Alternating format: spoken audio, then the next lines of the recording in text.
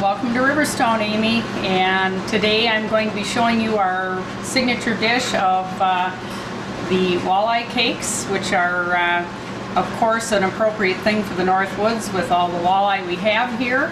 At Riverstone, of course, we have to purchase our walleye commercially and can't use something we catch out of a lake right here, but you certainly could at home. So what it requires is 2 walleye fillets, about 10 to 12 ounces to make the recipe. But before we even get into that, I'm going to start by sauteing some vegetables in butter. Nothing better than Wisconsin butter.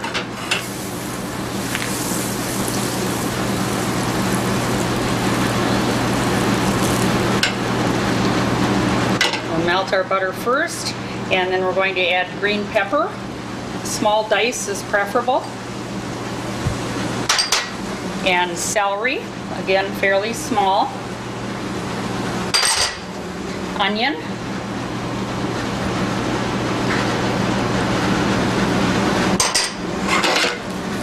And we're going to let that saute. I'm going to turn up my heat a little bit to get that cooking a little faster. You don't want to brown it, you just want to sweat the vegetables until they're soft for the recipe.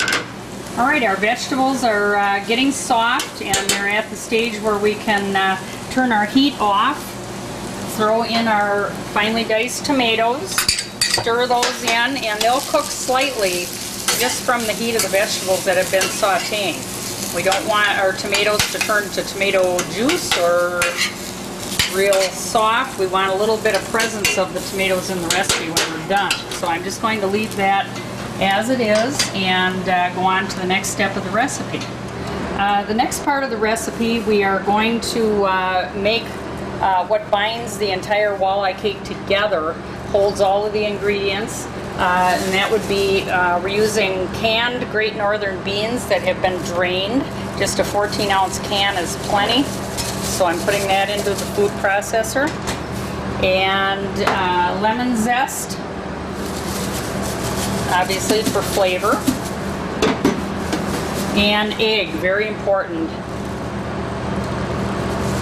And with that, we're making a puree that we're going to put into the finished recipe.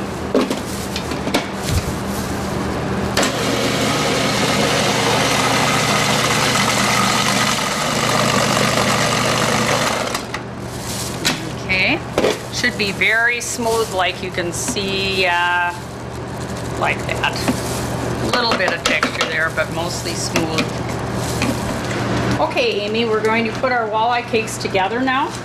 Start with our flaked walleye, which again was poached with some wine and seasonings, lemon, basil, and thyme, and bones removed, of course, and flaked to about that extent, because when you mix the walleye cake mixture, it's going to become a lot more broken down and smooth. You want a little bit of the texture of the walleye left in there.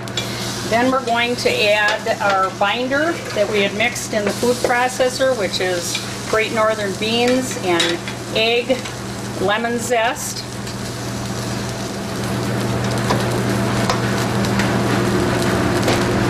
and we're going to add bacon that has been sauteed, I would say for this recipe about 4 slices, and fairly finely crumbled.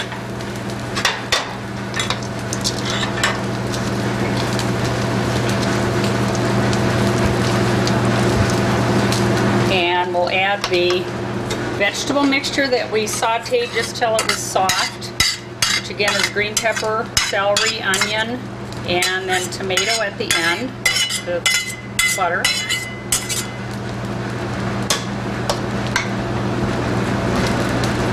And our final seasonings will be sea salt, which we use a lot of here in our recipes.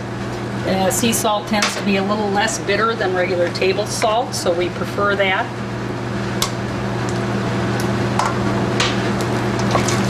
We'll mix that in.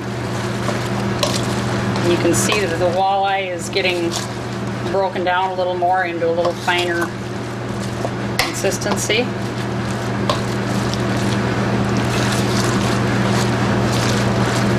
very healthy recipe, basically, with all the vegetables and fish. Very nice as an appetizer. We also serve walleye cakes in the form of a sandwich now at Riverstone.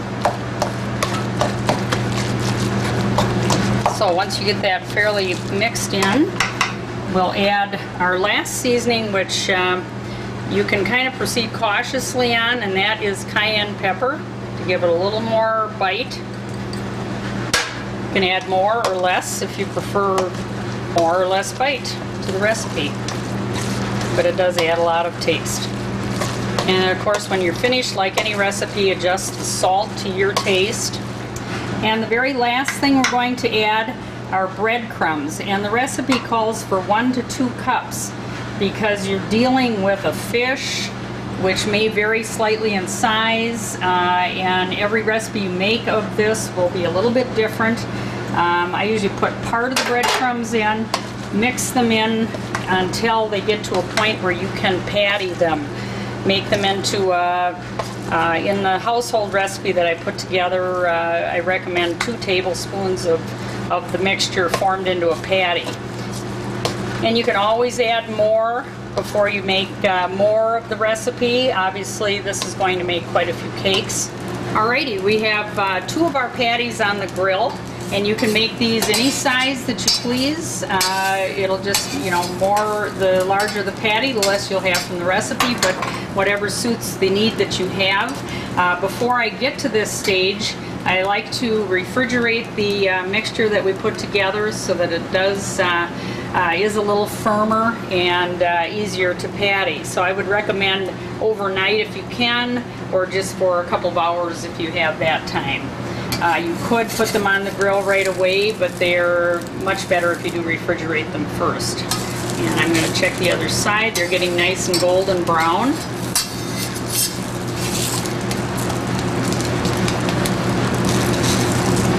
And then to serve them, just put them on the plate. And I like to garnish them with lemon, obviously, because it fits the taste profile. We also serve them with a cucumber wasabi sauce. The other sauce we serve with it is a dill caper sauce. And then the final touch for our service here is to add a sprig of rosemary, just for nice color on the plate.